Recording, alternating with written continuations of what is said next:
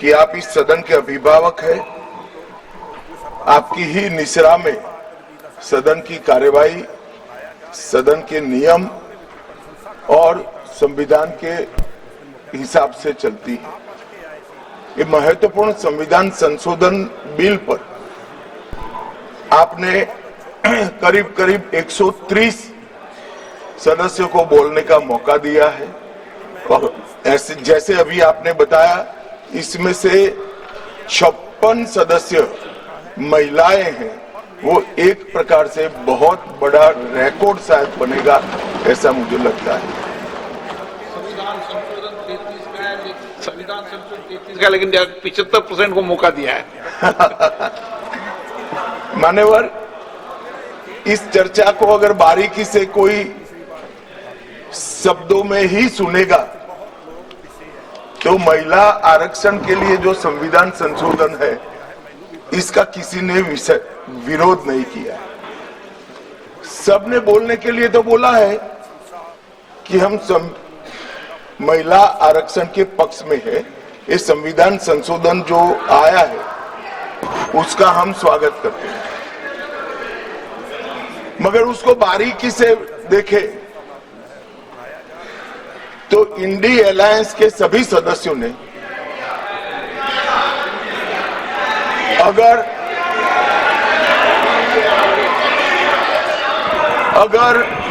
मगर किंतु परंतु इसका उपयोग कर स्पष्ट रूप से महिला आरक्षण का विरोध किया है। और मान्यवर, कई जगह पे ऐसा दिखाई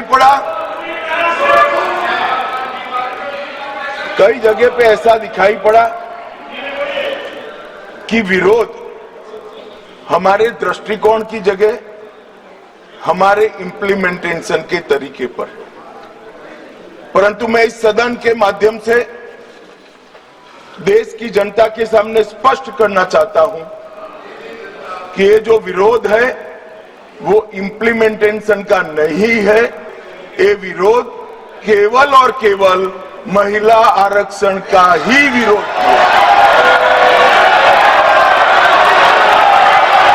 और मान्यवर,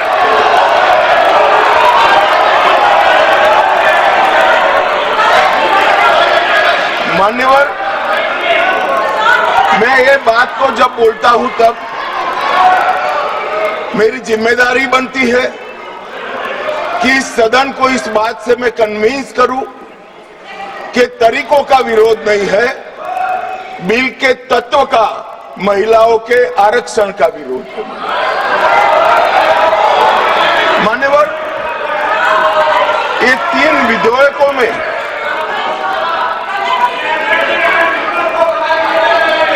धैर्य रखो भैया, धैर्य रखो, अखिलेश जी समझाओ जरा। मान्यवर, ये 3 बिलों में इसका उद्देश्य मैं स्पष्ट करना चाहता हूं। पहला उद्देश्य है सरकार का और हमारे नेता नरेंद्र मोदी जी का कि महिला सशक्तिकरण करने वाले इस संविधान सुधार को समयबद्ध तरीके से लागू कर 29 का चुनाव महिला आरक्षण के साथ कराया जाए।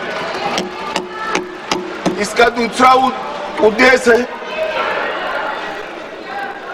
एक व्यक्ति, एक वोट और एक मूल्य। इस सिद्धांत हमारे लोकतंत्र की नींव में जो हमारी संविधान सभा ने तय किया था, वो सिद्धांत के स्पिरिट को यहां पर लागू किया गया। मान्यवर, ये पूरे सदन में 543 सदस्य बैठते हैं। किसी की सीट में वोटर्स की संख्या 39 लाख है, किसी की 60,000 और ढेर सारी सीटें ऐसी है जो 70 के दशक में फ्रीज हो गए, तब से लेकर आज तक इतनी बड़ी हो गई है कि सांसद अपने मतदाता को अपना मुंह भी नहीं दिखा सकता। क्योंकि इतनी बड़ी आबादी को वो कैसे संभाल पाए। मान्यवर, जो मतदाता है उसकी अपेक्षाएं होती है, उनकी समस्याएं होती है, और समस्याओं के निराकरण के लिए वो सांसद के पास भी जाना चाहता है, मिलना भी चाहता है। क्या इस सदन में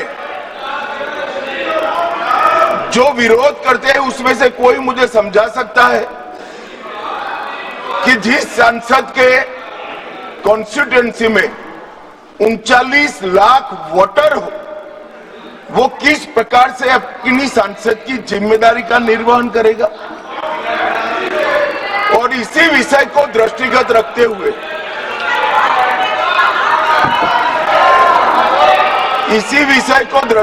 रखते हुए हमारे संविधान में समय समय पर परिसीमन का प्रावधान किया गया है,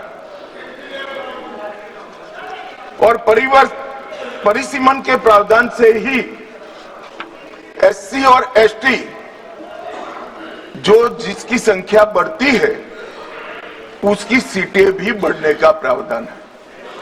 तो एक प्रकार से जो परिसीमन का विरोध कर रहे हैं वो एससी और एसटी सीटों की बढ़ोतरी का विरोध कर रहा है, वो ध्यान में रखें। मान्यवर, संतुलित, समावेशी और व्यवहारिक लोकतांत्रिक ढांचा ये तैयार करना, इसकी जिम्मेदारी संविधान ने सरकार जो अधिकार में होती है उसको दी। तो अभी ये जिम्मेदारी नरेंद्र मोदी जी की सरकार को दी गई है। उनको पसंद नहीं है, मगर ये तो देश की जनता निर्णय करती है। वो वंश परंपरागत नहीं होता है, वो लोग चुनकर भेजते हैं। संघीय संतुलन बनाने रखना, लोकसभा में जनसंख्या के अनुरूप प्रतिनिधित्व आना और राज्यों की शक्तियों के बीच में भी संतुलन बनाना, ये परिसीमन के उद्देश्य संविधान सभा की चर्चा और हमारे संविधान में परिसीमन का जो जिक्र है उसमें कहे। इसके साथ साथ नए भूगोल, प्रशासनिक वास्तविकताओं और शहरीकरण और रोड, रास्ते, रेल से बढ़ी हुई कनेक्टिविटी और नए जिले, ये सबका संज्ञान परिसीमन में लेना होता है, क्योंकि ये सारी चीजें सांसद को अपनी ड्यूटी का निर्वहन करने के लिए बहुत जरूरी है। मान्यवर, संविधान के अनुच्छेद 81, 82 और 170 इसके अंदर इस सारे सिद्धांतों को समाहित किया गया है, और उसी के निर्वहन के लिए नरेंद्र मोदी जी के नेतृत्व में सरकार ये संवैधानिक सुधार लेकर आई। महिला सशक्तिकरण, समान प्रतिनिधित्व और संतुलित संघीय ढांचे का निर्माण करने की जिम्मेदारी के निर्वहन से ही आए। मान्यवर, कई सारे सदस्यों ने अनेक प्रकार की आशंकाएं व्यक्त की। उन्होंने ये कहा कि अभी क्यों लाए हैं, तो मैं ये बताना चाहता हूं कि जो नारी शक्ति वंदन अधिनियम आया उसमें जिक्र है कि 2026 के बाद होने वाली जनगणना के बाद जो परिसीमन होगा उसमें महिलाओं के लिए आरक्षण सुनिश्चित करेगा। अब ये पूछते हैं तो उस वक्त काफी सदस्यों ने पूछा है कि बिल लाते वक्त आपने जिक्र क्यों किया 26 के बाद की जनगणना? मान्यवर, हमने नहीं किया है। 71 में इनकी सरकार थी, इंदिरा जी की सरकार थी, तब इसको फ्रीज कर गई थी, और वो फ्रीज के कारण हमें इसका जिक्र करना पड़ा। वो फ्रीज की हुई सीटों की संख्या उठाते हैं तभी ये नारी शक्ति वंदन अधिनियम का इम्प्लीमेंटेशन होता है, इसलिए हम लेकर आए। और 71 से अब तक सीटों की संख्या फ्रीज रही। और चलते चलते चलते मैं कुछ सीटों का नाम बोलना चाहता हूं माननीय। मलकाजगिरी तेलंगाना 48 लाख संख्या मतदाताओं की। बेंगलुरु उत्तर 29 लाख संख्या। बेंगलुरु दक्षिण 29 लाख संख्या। गाजियाबाद, जहां से कभी रक्षा मंत्री जी भी सांसद रहे, 28 लाख संख्या। उत्तर पश्चिम दिल्ली 27 लाख संख्या। 127 सीटें ऐसी है मान्यवर जिसमें 20 लाख से ज्यादा वोटर से 20 लाख से ज्यादा। अब मुझे कोई बताए भला, जहां 48 लाख वोटर है वो सांसद कैसे 48 लाख मतदाताओं की अपेक्षाओं के साथ अपने आप को मैच करता है? इसकी पूर्ति अरे अखिलेश भाई, एक लेवल की बात चल रही है यार, कहां केंद्रीय विद्यालय कर रहे हो अभी? इसका समय आएगा।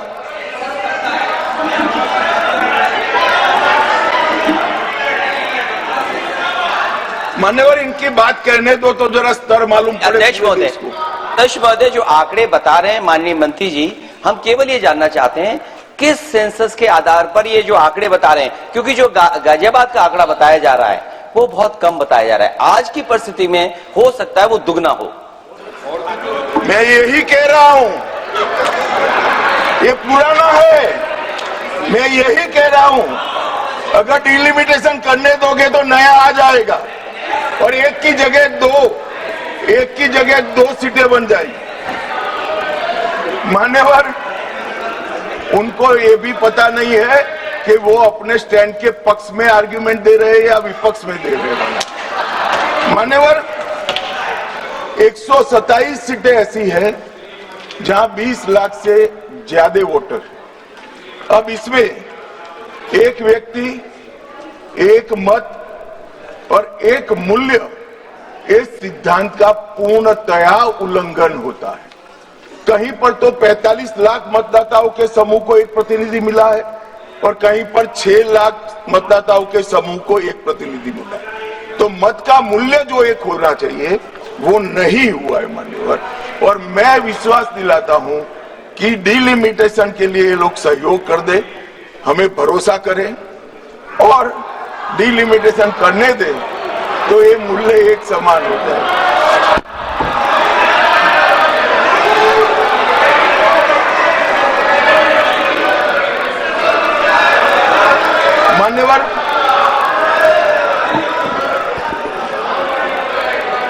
मान्यवर, मैं इसके इतिहास में भी जाना चाहता हूं। सबसे पहले 1972 में तत्कालीन प्रधानमंत्री इंदिरा गांधी जी की सरकार ने परिसीमन विधेयक लाकर सीटों को 525 से बढ़ाकर 545 की और फिर इसको फ्रीज कर दिया। 76 में सत्ता बचाने के लिए इमरजेंसी के काल में 42वें संशोधन द्वारा परिसीमन पर रोक लगा दी। अब इंदिरा जी तो प्रधानमंत्री थी, कानून लाकर रोक लगाई परिसीमन पर। और ये देखिए साहब कितने शक्तिशाली है, विपक्ष में बैठकर परिसीमन पर रोक लगाना चाहते हैं। मगर उस वक्त भी कांग्रेस पार्टी ने ही परिसीमन से देश की जनता को वंचित रखा था और आज भी कांग्रेस पार्टी ही परिसीमन से वंचित रख रही है। मान्यवर, 2001 में 84वां संशोधन हुआ और 2026 तक सीटों की संख्या को फ्रीज कर दिया गया। तो ये जो कह रहे हैं कि नारी शक्ति वंदन अधिनियम में 2026 कहां से आया, तो वो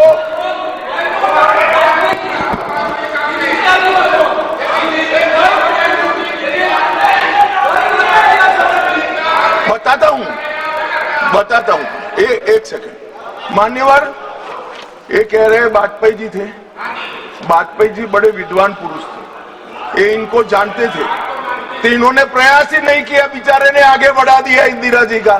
मगर हम तो समझते थे कि आप हमें सपोर्ट करोगे, तो हम तो बिल लेकर आ गए, अब आप गिराना चाहते हो भाई। तो वाजपेयी जी ये बात की कल्पना कर सकते थे।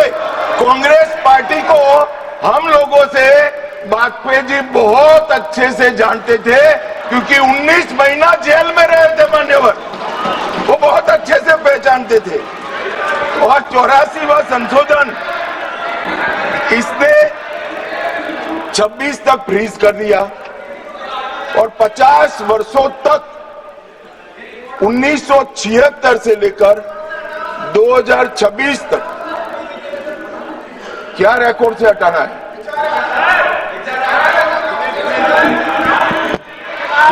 अध्यक्ष जी प्लीज, अरे बैठ जाओ, मैं बता देता। तय करने तो आप मत करें, प्लीज बैठिए। मैं इनकी इज्जत करते इसका सम्मान करता हूं माननीय अध्यक्ष जी। अभी से लेकर अंत तक अगर फ्लो के कारण कोई असंसदीय शब्द निकल जाता है तो आप स्वयं इसको हटा देना, इनको बोलने का मौका मत देना। मान्यवर 50 वर्षों तक 1976 से लेकर 2026 तक देश की जनता को जनसंख्या के अनुपात में प्रतिनिधित्व नहीं मिला। 26 में ये सीमा समाप्त हो। अब 26 में सीमा समाप्त होने के बाद अगर डिलिमिटेशन करते हैं तो डिलिमिटेशन 29 के पहले समाप्त नहीं हो सकता, क्योंकि परिसीमन आयोग का एक नियम है कि हर कॉन्स्टिट्यूएंसी में जाकर पब्लिक हियरिंग देना होता है। तो 543 कॉन्स्टिट्यूएंसी का पब्लिक हियरिंग 26 के मध्य से लेकर 29 तक हो नहीं सकता और 27 तक जनगणना के आंकड़े नहीं आ सकते। तो स्वाभाविक है अगर हम 29 का चुनाव नारी शक्ति वंदन अधिनियम के स्पिरिट के साथ कराना चाहते हैं, इस देश के 50% मतदाताओं को इस महान सदन में 33% आरक्षण देना चाहते हैं, तो अभी ही ये लाना पड़ेगा।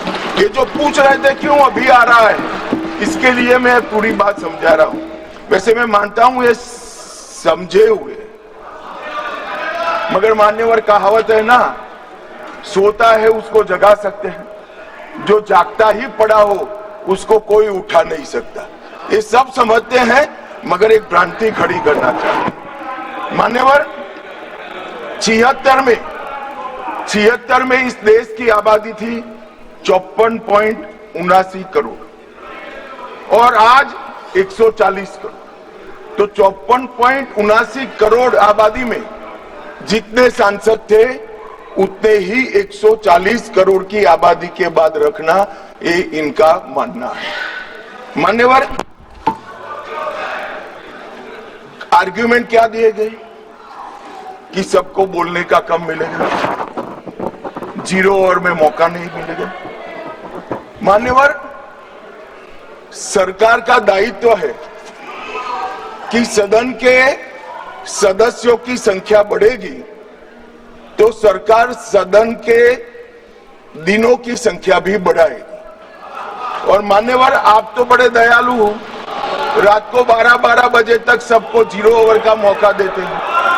और एक तीसरा भी तरीका है साहब, तीसरा भी तरीका है कि अभी जो समय राहुल गांधी जी के अप्रोच के कारण जाया जाता है वो राहुल जी भी बंद कर दे तो अपने आप बोलने का सबको टाइम मिल जाएगा।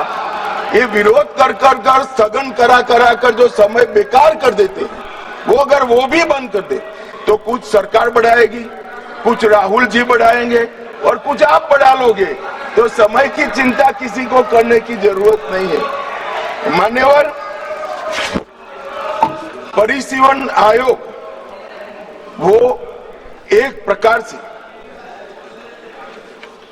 संवैधानिक अधिकार हर मतदाता को अपना प्रतिनिधित्व समान रूप से प्राप्त करने का, और 120% की वृद्धि होने के बाद ये कभी हो नहीं सकता कि एक समान हो। मैं तमिलनाडु का ही उदाहरण देना चाहता हूं। मान्यवर, तमिलनाडु में 39 सीटें हैं अभी।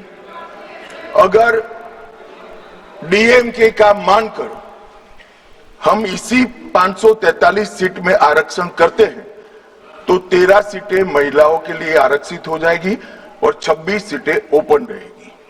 अगर 2011 की जनगणना के आधार पर करते हैं तो तमिलनाडु की सीटें 6 कम हो जाएगी, परंतु हम वो नहीं कर रहे।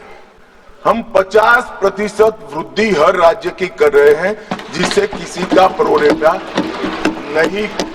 तो अब क्या होगा, 59% सीटों में 20 सीटें बढ़ेगी और 39 सीटें महिला ओपन रहेगी और 20 सीटें महिलाओं के लिए आरक्षित रहेगी। मान्यवर,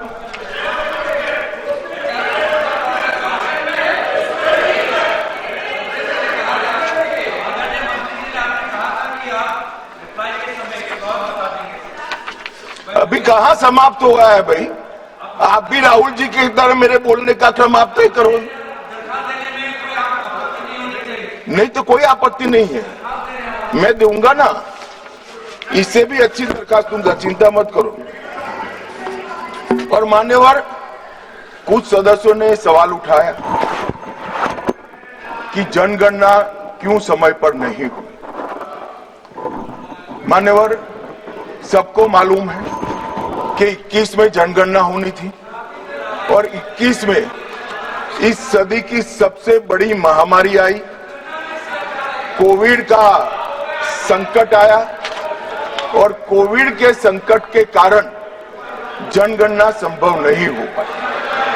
कोविड का संकट समाप्त होने के बाद देश को काफी समय लगा इसमें से उभरने में, और जब 24 में जनगणना की शुरुआत हुई तब कुछ दलों ने उचित ही मांग करी कि भाई जाति के आधार पर जनगणना करनी चाहिए। सरकार ने अनेक दलों के साथ चर्चा की, अनेक जाति समूहों के साथ चर्चा की, कई सारे सामाजिक ग्रुपों के साथ चर्चा की, कुछ सरकारों से भी चर्चा करी, राज्य सरकारों से, और बाद में निर्णय करा 25 में कि हम जाति जनगणना कराएंगे।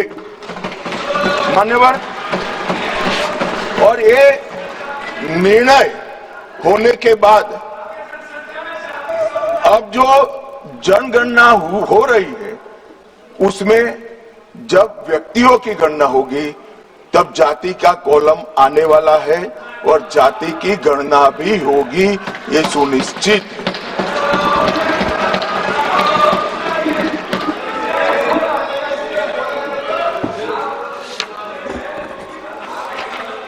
मान्यवर, मैं पहले भी जो जनगणना हुई है कांग्रेस पार्टी के समय में, इसके भी प्रश्नोत्तरी को स्टडी किया हूं। जब बिल्डिंग की जनगणना होती है उस वक्त जाति जनगणना तो करते ही नहीं थे, परंतु धर्म भी नहीं पूछा जाता था और कुछ नहीं पूछा जाता था। मगर जब व्यक्ति की जनगणना होती है तब ये सारे सवाल आते हैं, कितना पढ़े लिखे हो, कब जन्म हुआ था, धर्म क्या है। अब ये भी पूछेंगे कि जाति क्या है। इसमें किसी को संशय करने की जरूरत नहीं है। नरेंद्र मोदी जी ने दूरदर्शिता के साथ आपको पहचान कर कैबिनेट प्रस्ताव में जनगणना की जाति के साथ होगी वो प्रस्ताव पारित। तो इसमें कोई भी कंफ्यूजन रखने, पीयूष भाई क्या अपेक्षा रख रहे हो? ये जाति जनगणना की डिमांड नहीं कर रहे हैं, हमें उलझाना चाहते हैं।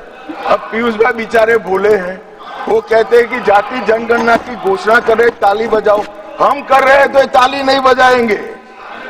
उनको जाति जनगणना से कोई लेन देन नहीं है, उनको यहाँ बैठने से लेन देन है जो नहीं होने वाला है भैया। अभी मान्यवर, मैं फिर से एक बार 140 करोड़ की जनता के मन में किसी की भी प्रकार का भ्रांति कंफ्यूजन न हो, इसलिए स्पष्ट करना चाहता हूं कि नरेंद्र मोदी जी की कैबिनेट ने जाति जनगणना का जो निर्णय किया है वो कैबिनेट प्रस्ताव में 26 की जनगणना जाति के साथ कराने का निर्णय किया है। और मान्यवर,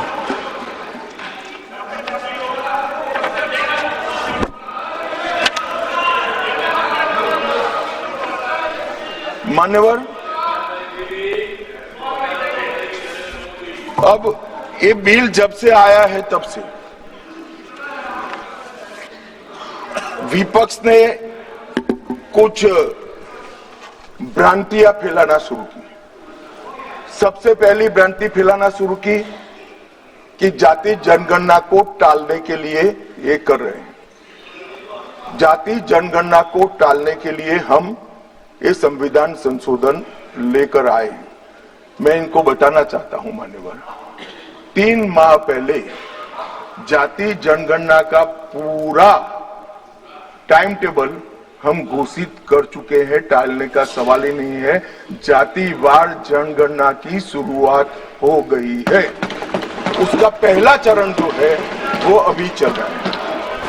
फिर आए कि दक्षिण को अन्याय हो जाएगा। कल मुझे थोड़ा भय लगा कि उत्तर बनाम दक्षिण का नैरेटिव एक रात के लिए भी दक्षिण के राज्यों में नहीं होना चाहिए।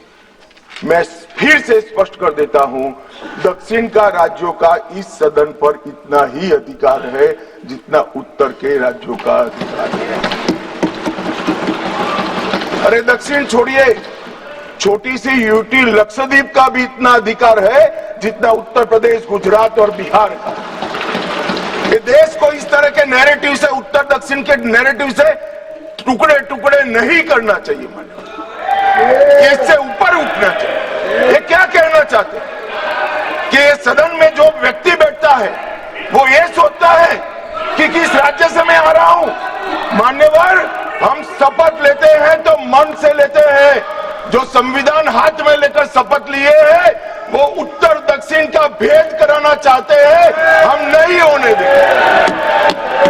मान्यवर, जो भी सदस्य यहाँ शपथ लेता है वो भारत को अक्षुण्ण रखने की शपथ रहता है, पूरे भारत के कल्याण की शपथ लेता है। वो अपनी कॉन्स्टिट्यूएंसी, अपना राज्य, अपना धर्म, अपनी जाति की शपथ नहीं लेता है। और ये क्या नैरेटिव फैलाया, और ये मानते हैं कि ये नैरेटिव से हमारी पॉपुलैरिटी हो जाएगी, बाल सफेद हो जाएंगे या नहीं बैठ पाओगे। नहीं हो पाए। देश के अंदर विभाजन कर कर कोई सत्ता प्राप्त नहीं कर सकता।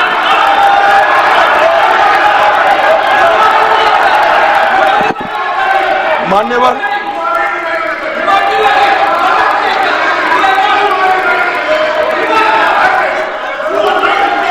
बैठ जाओ। गुस्सा क्यों खा रहे हो?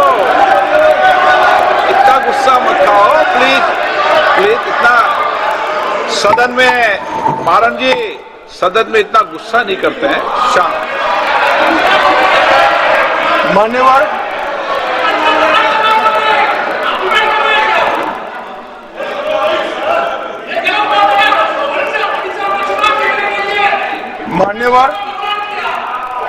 मान्यवर, जोर से बोलने से बोलना है आपको। मैं बैठ जाता हूं, बोलो चलो। नहीं, उनको बोलने दीजिए ना प्लीज। नो नो,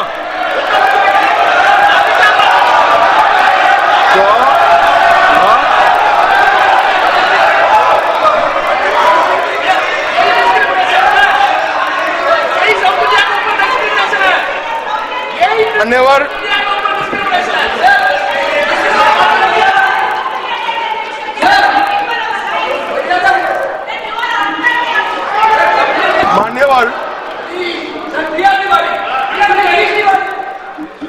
मान्यवर,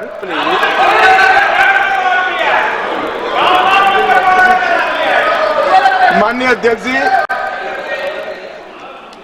झूठ को जोर से बोलने से सच नहीं होता, सच सच होता।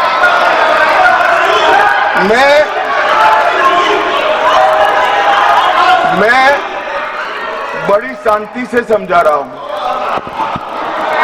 कि एक परिसीमन आयोग और संवैधानिक सुधार के लिए ये नैरेटिव फैलाया जा रहा है। आज भी सभी लोग बोले हैं कि इससे दक्षिण के राज्यों का प्रतिनिधित्व की दृष्टि से नुकसान होगा।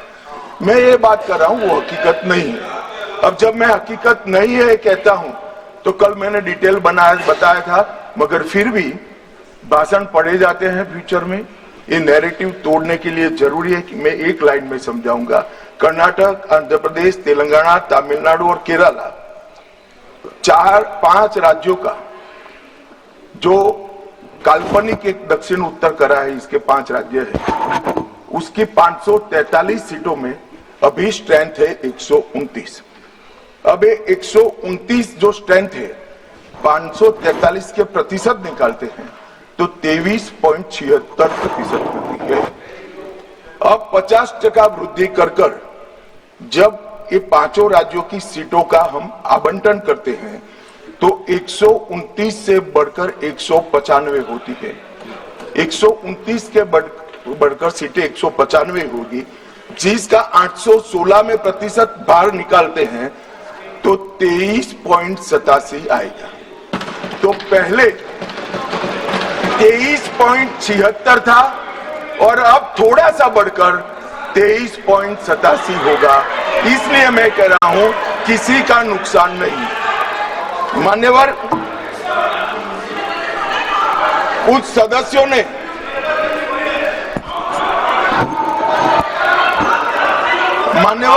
आप पारित कराने की सहमति दो, अभी पेश करा देंगे। हाँ, 1 घंटा रुक जाएंगे। चलो माननीय गृह मंत्री बता दो इनको, 1 घंटा रुक जाएंगे। कहीं तैयार है? 50% का बिल 1 घंटा रुक जाएंगे। पेश तैयार हो तो कर दें इनको। 1 सेकंड बैठ जाओ। बैठो। राजा जी एक मिनट मुझे सुनो। बता दो इनको।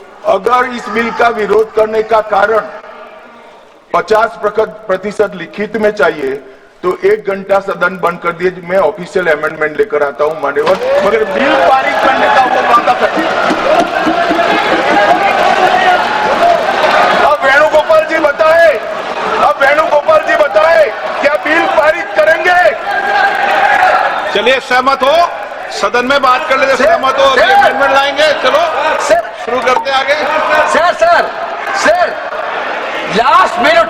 हाँ sir, last minute yesterday onwards when the bill introduced itself, entire opposition demanding we want this to be in the legislation. Number 2, the constitutional protection of the delimitation to the states, number of the seats in the state should be protected. We are asking the Home Minister whether are you ready to dealing the delimitation process along with the women reservation, number 1. Number 2, if you are ready to include the number of seats in each state by legislation by 50%, these 2 things, are you ready? Sir, अब बैठ जाओ। हो गए भाई, तेरा नेता बोल लिया। मान्यवर, वेणुगोपाल जी ने 2 शार्प क्वेश्चन पूछे। अरे बैठ जाओ गोगोई साहब, 5 तारीख को काउंटिंग है यार, बैठ जाओ अभी। अरे 4 तारीख को काउंटिंग है, बैठ जाओ। मान्यवर साहब, मैं इनका जवाब देता हूं, इनको बिठा दीजिए। थोड़ा प्लीज।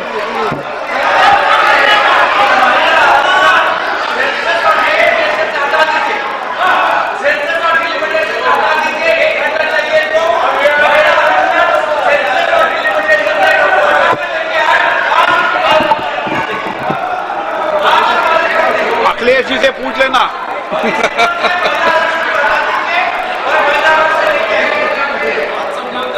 मान्यवर, मुझे लगता है कि आपके नसीब में यश लिखा है। एक बिल पारित हो जाएगा शायद। मान्यवर, वेणुगोपाल जी ने 2 चीजें कही कि एक तो 50% आरक्षण और 50% सीटें बढ़ाई जाएगी, उसको बिल में शामिल करने के लिए ऑफिशियल अमेंडमेंट लाने के लिए तैयार हो? हाँ जी, मैं तैयार हूं।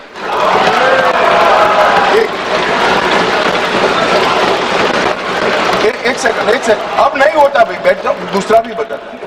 मान्यवर, 1 घंटा आप सदन स्थगित कर दीजिए। 1 घंटे में मैं मेरा ऑफिशियल अमेंडमेंट मेरे पास में तैयार है, जेरोक्स कराकर सभी सदस्यों को सर्कुलेट कर दूंगा, क्योंकि हमें 50% सीट बढ़ानी है, हमें कुछ छुपाना नहीं है, हमें कोई चोरी करनी नहीं है, तो हम कर देंगे। और दूसरा उन्होंने कहा कि डिलिमिटेशन 26 की जनगणना का, ये झांसे में मैं नहीं आऊंगा, क्योंकि ये इसके माध्यम से अरे बैठ जाओ ना, बैठ जाओ।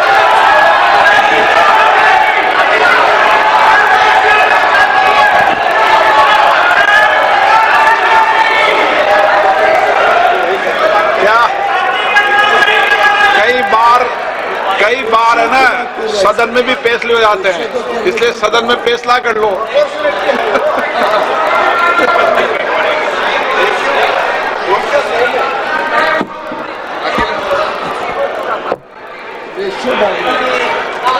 माइक ही नहीं है। अध्यक्ष महोदय, क्योंकि आपने कहा और माननीय मंत्री जी कुछ बात रख रहे हैं और हमारी तरफ से कोई बात आई है, अभी तक 11 साल का जो अनुभव है लगभग, अध्यक्ष महोदय, अगर भारतीय जनता पार्टी ये लिख करके दे देगी कि हम महिला प्रधानमंत्री बनाएंगे, तब भी हम इन पर भरोसा नहीं करेंगे। मान्यवर, इसलिए ऑफिशियल अमेंडमेंट मैं बाद में इसका जवाब देता हूं। मान्यवर, मैं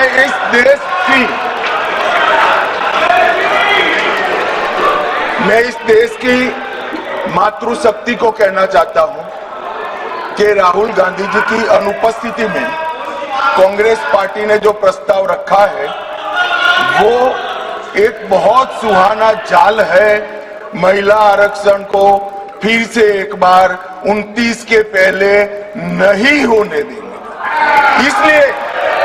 इसलिए मान्यवर, ये जो कहते हैं कि हमारे राज्यों का समान भार होना चाहिए, मैं सहमत हूं।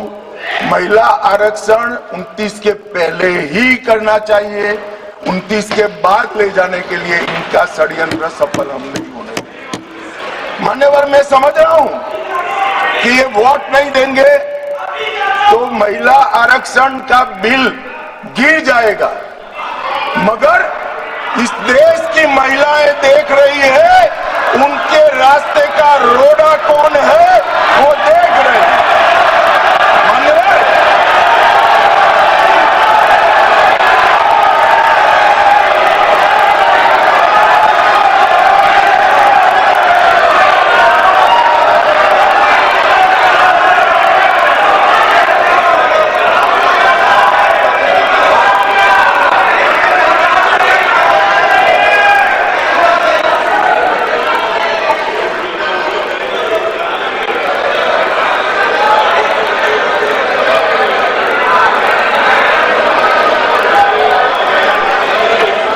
मान्यवर, यहाँ पर तो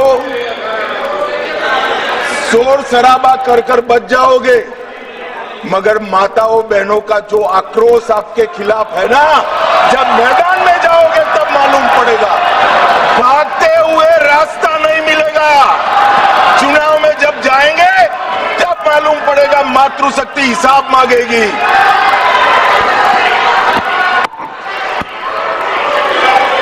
मान्यवर, यहां कुछ सदस्यों ने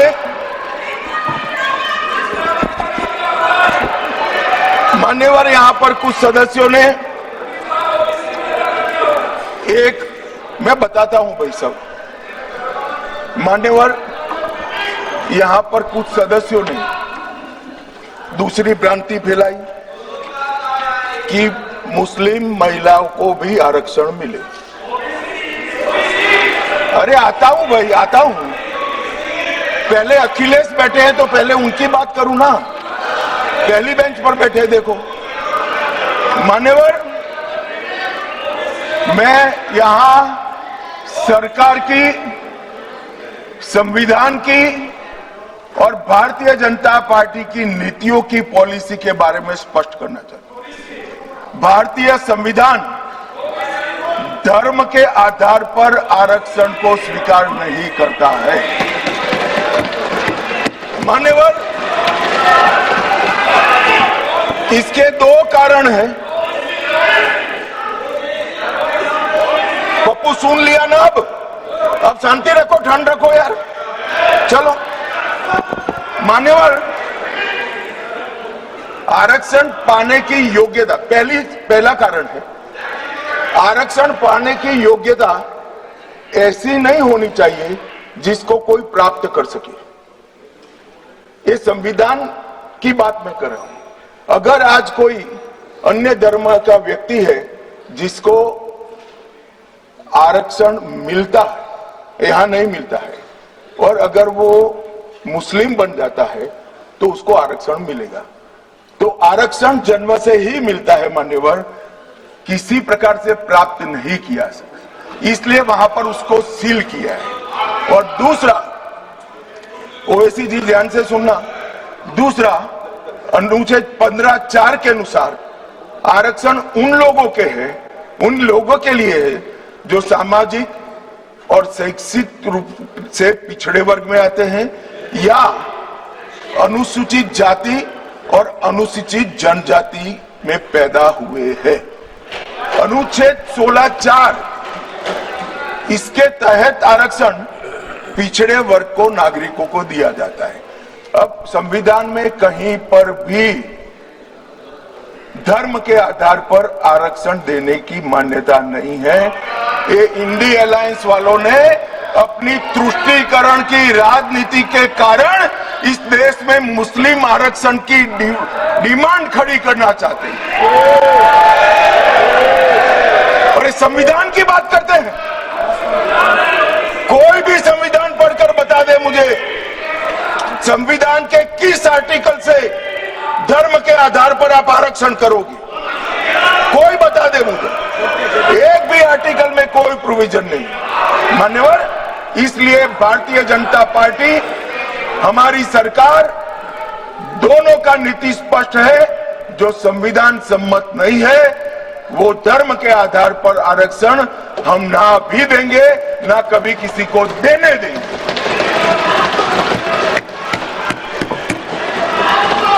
मान्यवर, अब मैं ओबीसी की बात करता हूं, सुनो ना, सीट बदल देनी पड़ेगी पप्पू जी। मान्यवर, इस देश में ओबीसी का सबसे बड़ा कोई विरोधी पार्टी है तो मैं बिल्कुल कंफ्यूजन के बगैर कह सकता हूं, कांग्रेस पार्टी। इन्होंने चौधरी चरण सिंह और सीताराम केसरी का अध्यक्ष का, दोनों को काल पूरा नहीं कर रहे। 1957 में, ध्यान से सुनना, अखिलेश जी कहां बैठे हो आपको मालूम होना चाहिए। 1957 में काका साहेब कालेलकर समिति के सुझाव आए जो ओबीसी को आरक्षण देते थे। उन्होंने काका साहब कालेलकर समिति के पूरे सुझावों को ठंडे बस्ते में डाल दिया। 1980 में, ये जवाहरलाल जी थे, 1980 में इंदिरा जी आई, मंडल आयोग का सुझाव आया और मंडल आयोग के सुझाव को इंदिरा जी ने ठंडे बस्ते में डाल दिया। 90 में जब बीपी सिंह आए तब वो मंडल आयोग का इंप्लीमेंटेशन लेकर आए, और उस वक्त मान्यवर विपक्ष के नेता राजीव गांधी, तो नेहरू जी, इंदिरा जी और अब राजीव गांधी, उन्होंने यहां पर अपने जीवन का सबसे लंबा भाषण मंडल आयोग का विरोध करने में किया, अपने जीवन का और कांग्रेस ने 51 और 71 दोनों में जाति जनगणना का भी विरोध किया। मान्यवर, अब क्योंकि अब मेल नहीं खा रहा है, 15-20 बार चुनाव हार गए, तो अब ये ओबीसी के हितैषी बनने आए। मान्यवर, मैं आज आपके सामने कहना चाहता हूं, कांग्रेस पार्टी ने अब तक एक भी ओबीसी का प्रधानमंत्री नहीं दिया। भारतीय जनता पार्टी ने नरेंद्र मोदी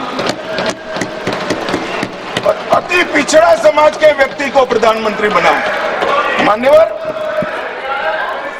मान्यवर, इन्होंने काका साहेब कालेलकर समिति में विरोध किया। मंडल आयोग के रिपोर्ट को इंदिरा जी ने ठंडे बस्ते में डाला और जब लागू होता था राजीव गांधी जी ने भी विरोध किया। मान्यवर, मैं आज बताना चाहता हूं कि नरेंद्र मोदी सरकार में 27 मंत्री ओबीसी समुदाय में है, जो 40% होता है। मान्यवर, नरेंद्र मोदी सरकार ने ओबीसी कमीशन को संवैधानिक मान्यता दी।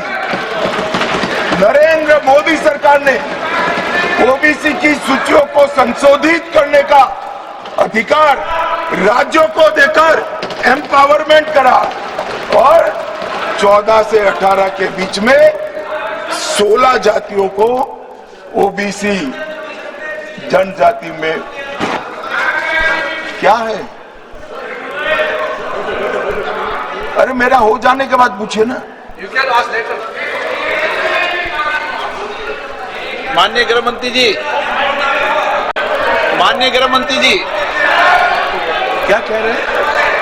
बाद में यू कैन आस्क लेटर।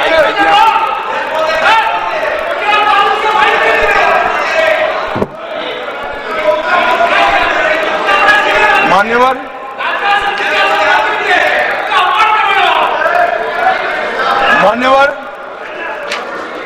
और जाति जनगणना चल रही है। जाति जनगणना का रिपोर्ट भी जाति के साथ ही आएगा। इस पर सदन विचार करेगा और जब विचार करेगा जो सामूहिक मन बनेगा, भारतीय जनता पार्टी की सरकार इसके साथ आगे बढ़ेगी, इसमें किसी को संशय रखने। मान्यवर, उनके लिए चुनाव जीतना सर्वोपरि है, हमारे लिए राष्ट्र सर्वोपरि है और राष्ट्र की जनता सर्वोपरि। राष्ट्र की जनता का प्रतिनिधित्व और इसकी भागीदारी का हित सबसे जरूरी है और संविधान को लागू करने के लिए जवाबदेही, पारदर्शिता और समान अवसर और न्याय की रक्षा, ये हमारे लिए बेहद जरूरी है। मान्यवर, इसलिए मैं इन लोगों को कहता हूं, कांग्रेस के मित्रों को विशेष कर कि सिर्फ भाषण में नारे लगाने से इस देश का पिछड़ा वर्ग आपको हितैषी नहीं मानेगा। 1947 से लेकर 2014 तक आप ओबीसी का विरोध करते रहे। जब ओबीसी के बगैर सत्ता नहीं मिलेगी, इसका परिचय आ गया। प्रधानमंत्री भारतीय जनता पार्टी ने ओबीसी बनाया, तब आप ओबीसी की माला जप रहे हो। मान्यवर, ये दिखावटी प्रेम जो है वो इस देश का पिछड़ा भी जानता है और पूरे देश की जनता भी जानती है और आज से देश की महिला भी जानेगी कि हमारा अधिकार कांग्रेस पार्टी ने छीना।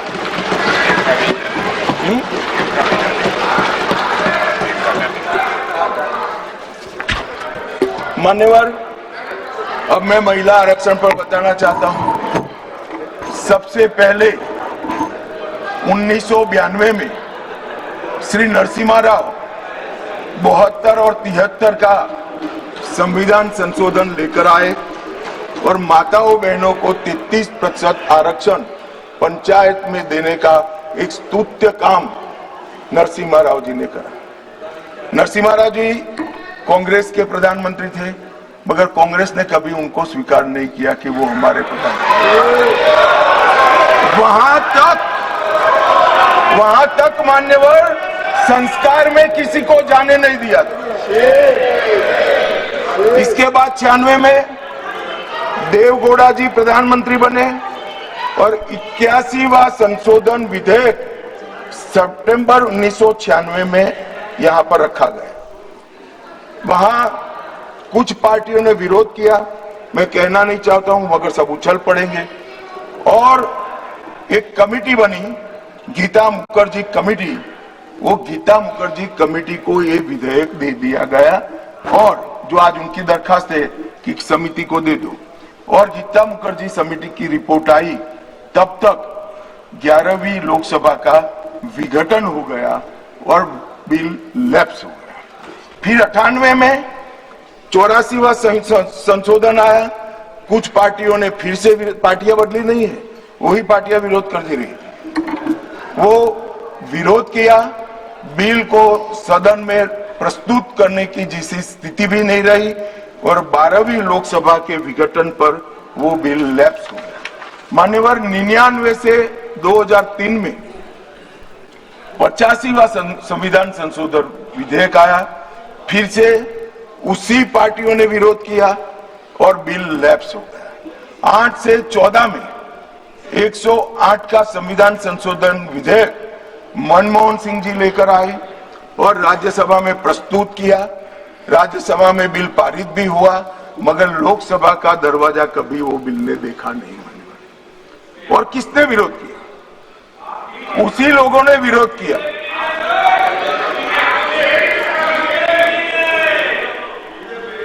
मान्यवर, मैं रिकॉर्ड क्लियर करना चाहता हूं, भले माइक के बगैर बोले हैं, बीजेपी ने इस बिल का कभी विरोध नहीं किया। ये रिकॉर्ड मैं क्लियर करना चाहता हूं। मान्यवर, जब ये लोकसभा में आया तब सरकार को समर्थन देने वाली पार्टियों ने इसका विरोध किया। मानो अभी कांग्रेस पार्टी कर रही तो हम नहीं समझा सकते, मगर भला लल्लन सिंह जी कैसे विरोध करेंगे? ये तो हमारे साथ है, ये तो बिल का समर्थन करेंगे। मान्यवर, कांग्रेस पार्टी के समर्थक पार्टियों ने मनमोहन सिंह सरकार का ये बिल का विरोध किया। इसका स्पष्ट अर्थ है कि सरकार के इशारे पर सरकार के हिस्सा बनी हुई पार्टियों ने लोकसभा में ये बिल को पेश नहीं किया। और 2023 में मोदी जी जानबूझकर 2023 में विधेयक लाए। उनको मालूम था कि 24 में चुनाव है, कितनी भी मनसा हो कांग्रेस पार्टी विरोध नहीं कर पाएगी, तो कांग्रेस पार्टी के समर्थन से सर्वानुमत से यही सदन जब नवाब बना, सबसे पहला नारी शक्ति वंदन अधिनियम पारित हो और राज्यसभा में भी हो। तो मान्यवर, हम तो मानते थे कि अब हो गया, मगर जब इम्प्लीमेंटेशन कराने में आए तो किंतु परंतु मगर अगर ये सारी चीजें छोड़कर आज फिर से विरोध कर रहे हैं। 5वीं बार इंडिया अलायंस की पार्टियां विरोध कर रही है। मान्यवर, ये देश की महिलाएं कभी नहीं, जब ये चुनाव में जाएंगे महिलाओं का आक्रोश उनको सामना करना पड़ेगा और रास्ता नहीं मिलेगा। मान्यवर, ये बदलाव की जरूरत क्या है?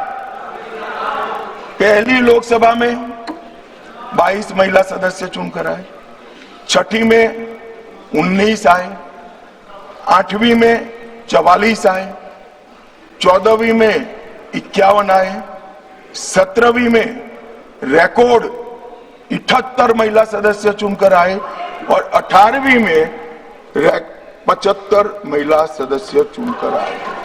मान्यवर, ये आंकड़े जो है वो हमारी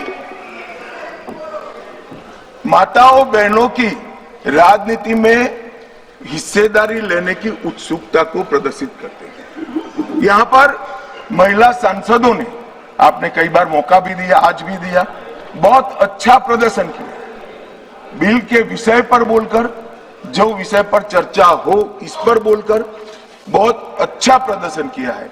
मान्यवर, हमने लेटर एंड स्पिरिट में ये महिला आरक्षण का, विमेन लेड डेवलपमेंट का हमने अनुसरण किया है। प्रधानमंत्री जी के पहले मंत्रिमंडल में 10 महिलाएं थी और ये कह रहे थे अखिलेश जी कि आपने सिर्फ एक ही मुख्यमंत्री दिया है। हमारे यहाँ सुषमा स्वराज जी दिल्ली की पहली मुख्यमंत्री बनी, उमा भारती जी मध्य प्रदेश की पहली मुख्यमंत्री बनी, वसुंधरा राजे जी राजस्थान की पहली मुख्यमंत्री बनी, आनंदीबेन पटेल गुजरात की पहली मुख्यमंत्री। मान्यवर, एक बात पर मैं ध्यान दिलाना चाहता हूँ, ये सब जगह भाजपा की महिला नेत्रियां पहली, हाँ अभी है, मगर ये तो पहली बार बनी। ये पहली बार बनी, इसका मतलब क्या है? 70 साल में कांग्रेस ने कभी उन राज्यों में महिला मुख्यमंत्री को जगह नहीं दी, इसलिए हमारा नंबर लगा है। और आज भी रेखा गुप्ता जी पहली मुख्यमंत्री नहीं है, तीसरी मुख्यमंत्री के। अरे मैं बोल रहा हूं भाई, पहली मुख्यमंत्री नहीं है ऐसा बोल रहा हूं। अरे सुनो भाई, पहली मुख्यमंत्री नहीं है ऐसा बोल रहा हूं, तीसरी मुख्यमंत्री है। और मान्यवर, हमने इस देश की पहली आदिवासी महिला को द्रौपदी मुर्मू से महामहिम द्रौपदी मुर्मू बना दिया। मान्यवर, हमने 3 दशकों से जो बिल चर्चा में आता था और नूरा कुश्ती वाले प्यार और अभाव से रिजेक्ट हो जाता था, हम इसको लेकर आए। मगर मुझे दुख है कि पहले भी जिस बिल को जिन्होंने पारित नहीं करने दिया, वो ही आज इसका किंतु परंतु अगर मगर से विरोध करने के लिए खड़े हो गए। मान्यवर, आज 14 लाख महिलाएं अब तक जनप्रतिनिधि के रूप में देश में पंचायत में काम कर चुकी है। मान्यवर,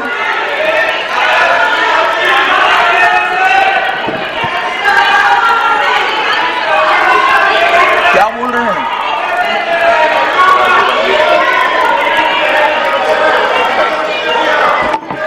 अरे ज्योतिमणि जी, मार्क कट जाएंगे। नरसिम्हा राव जी लाए थे, टिकट कट जाएगी, नरसिम्हा राव का नाम बोलोगी तो।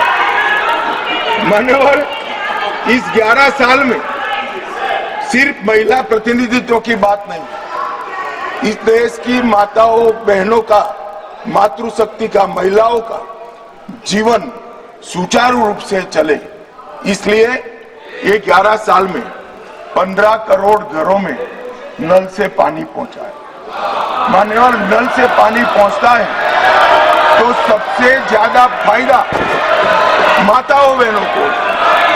10 करोड़ महिलाओं को उज्ज्वला दिया गया, 12 करोड़ शौचालय बनाए गए, 7 करोड़ 26 लाख सुरक्षित मातृत्व दिया गया, 52 करोड़ पीएम मुद्रा योजना की महिला साहसिक बनाई गई, 4 करोड़ में से 75% माताओं बहनों को घर देने का काम नरेंद्र मोदी जी ने किया। और मान्यवर, जेंडर बजटिंग में 97,000 करोड़ का बजट था, नरसिम्हा राव जी ने, निर्मला जी 5 लाख करोड़ का बजट इस देश की महिलाओं के लिए। मान्यवर, हमारे लिए ये कोई मायने नहीं रखता है कि महिलाओं को प्रस्थापित करने के लिए, उनका संबल बनाने, उनके प्रतिनिधित्व देने के लिए और विधायी संस्थाओं में उनकी हिस्सेदारी देने के लिए जिसका भी विरोध का सामना करना पड़े, हम करेंगे, लड़ेंगे और महिलाओं को आरक्षण देकर रहेंगे। मान्यवर, आज मुझे एक पत्रकार का फोन आया कि भाई कल की स्पष्टता के बाद विरोध का तो कोई कारण ही नहीं बनता है, क्यों विरोध? मैंने बोला भाई ये रॉन्ग नंबर है, आपको राहुल जी को पूछना चाहिए, मुझे क्यों पूछ रहे हो भाई? मगर उसने कहा आपको क्या लगता है? मैं कोई ऐसा नहीं है कि सब सिर्फ महिला आरक्षण विधेयक का विरोध हो रहा है। हमने 370 समाप्त की साहब, उन्होंने विरोध किया। राम मंदिर बनाया, विरोध किया। सीए लाए, विरोध किया। ट्रिपल तलाक समाप्त किया, विरोध किया। जीएसटी लाए, विरोध किया। आयुष्मान भारत बनाया, विरोध किया। नया संसद भवन बनाया, विरोध किया। मत्स्य पालन सहकारिता मंत्रालय बनाया, विरोध किया। सीडीएस बनाया, विरोध किया। 3 तलाक खत्म किया, विरोध किया। नक्सलवाद खत्म किया, विरोध किया। आतंकवाद को सख्ते में डाला, विरोध किया। सर्जिकल स्ट्राइक, विरोध किया। एयर स्ट्राइक, विरोध किया। ऑपरेशन सिंदूर, विरोध। मान्यवर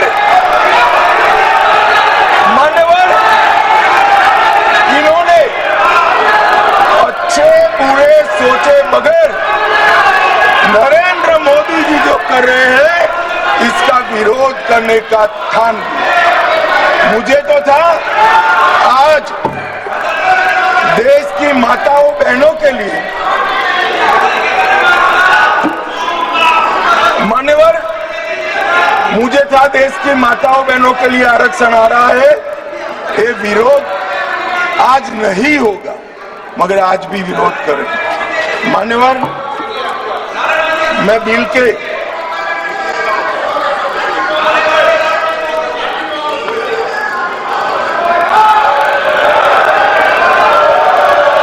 नारेबाजी मत करिए, प्लीज प्लीज।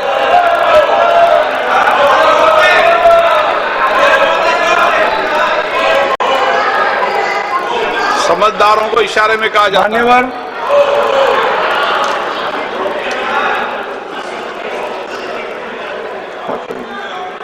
मान्यवर, बिल के ये कन्विंसिंग कर रहे हैं। सुरेश जी, सुरेश जी, अरे यार छोड़ो। सुरेश जी, कन्विंसिंग मत करो, वोट डरने वाले। मान्यवर, कन्विंसिंग मत। ये जो बिल मेरे साथी अर्जुनराम मेघवाल जी लेकर आए हैं, इसमें अनुच्छेद 81/1 में संशोधन प्रस्तावित है। इससे 550 से लोकसभा के सदस्यों की संख्या 850 तक की जाएगी। मान्यवर, अनुच्छेद 81(2)(b) उसको भी कोई बदलाव के बगैर हम कह रहे हैं, इसका जिक्र मैं बाद में करूंगा। अनुच्छेद 81(3) में जनसंख्या को नवीन जनगणना के अनुसार परिभाषित करने का जो है, उसमें हम प्रोविजो क्लॉज लगाते हैं और इसको समाप्त करते हैं। इसके साथ 170A जो राज्य विधानसभाओं की न्यूनतम और अधिकतम सीटों को निर्धारित करता है, उसको 10 का 10 रखते हैं। 170(2) समानता के सिद्धांत राज्य विधानसभा निर्वाचन क्षेत्रों में जो है, इसके अंदर हम बदलाव करते हैं। और ये सारे बदलावों का मूल उद्देश्य है कि 50% सीटें हर विधानमंडल और संसद में बढ़ाकर माताओं। मान्यवर, मैं अभी बताया कि 2023 में सर्वसम्मति से ये बिल पारित हुआ है, मगर आज किंतु परंतु अगर मगर से कांग्रेस पार्टी पीछे हो रही है। मान्यवर, इसके मुझे 2 ही कारण दिख रहे हैं कि ये बिल नरेंद्र मोदी जी ला रहे हैं। अगर ये महिला आरक्षण होता है तो देश की माताओं बहनों में मोदी जी को यश मिलेगा। मान्यवर, मोदी जी ने बड़ा हृदय कर एडवर्टाइज देकर उनको यश देने का कह दिया, फिर भी ये नहीं मानते। मान्यवर, उनको लगता है कि महिलाएं ज्यादा मोदी जी को वोट देती है, उनको क्यों भला रिजर्वेशन दे। तो मैं बताता हूं कि आप रोक नहीं। आज ये 23 में इस सदन में से देश की महिलाओं को जो वादा किया था 23 में कि 30% आरक्षण का, irrespective of party, irrespective of member, पूरे सदन ने वादा किया था इससे पीछे हट रहे। मान्यवर, ये पहली बार नहीं हो रहा, ये साहबानों में भी पीछे हटे, ट्रिपल तलाक में भी पीछे, और अब तक जितनी बार महिला आरक्षण आया वो पीछे हटे। मान्यवर, मैं अभी भी, हमारे नेता ने तो कहा कि भाई अंतरात्मा की आवाज से वोट करिए।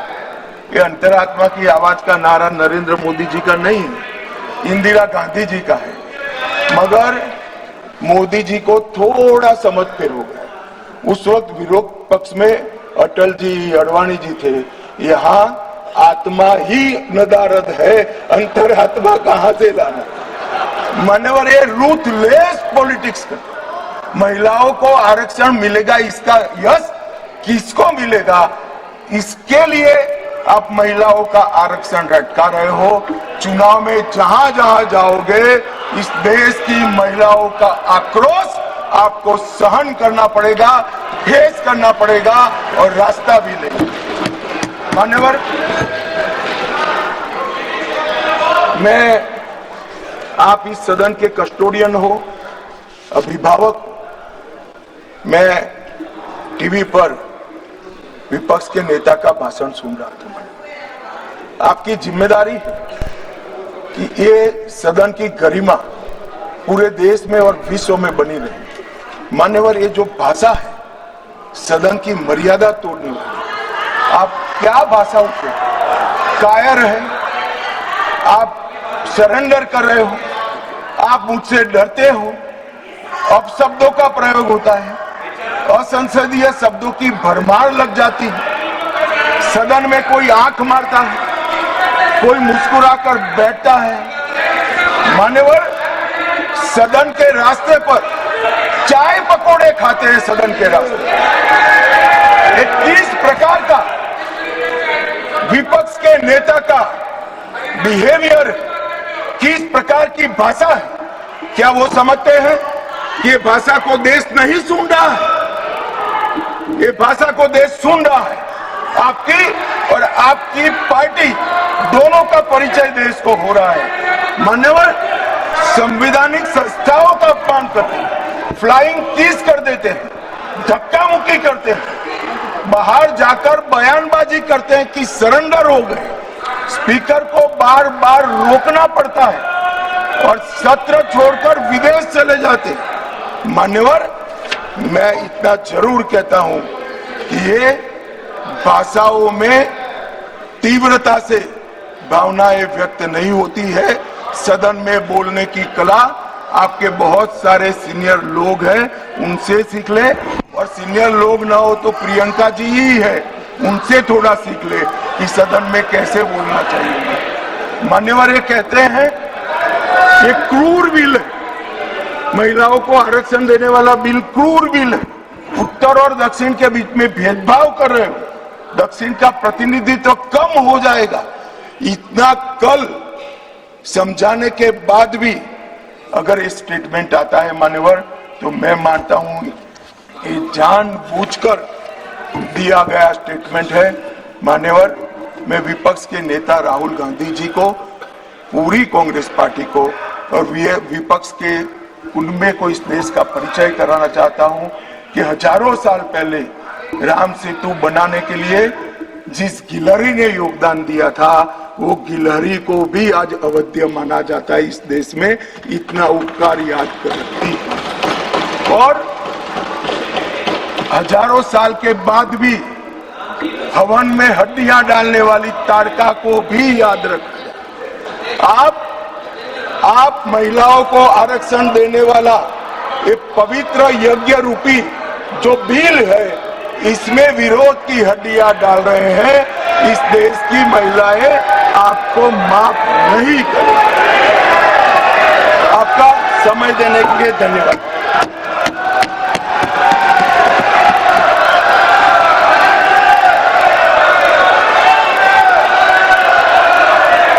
माननीय गृह मंत्री जी, मुझे नहीं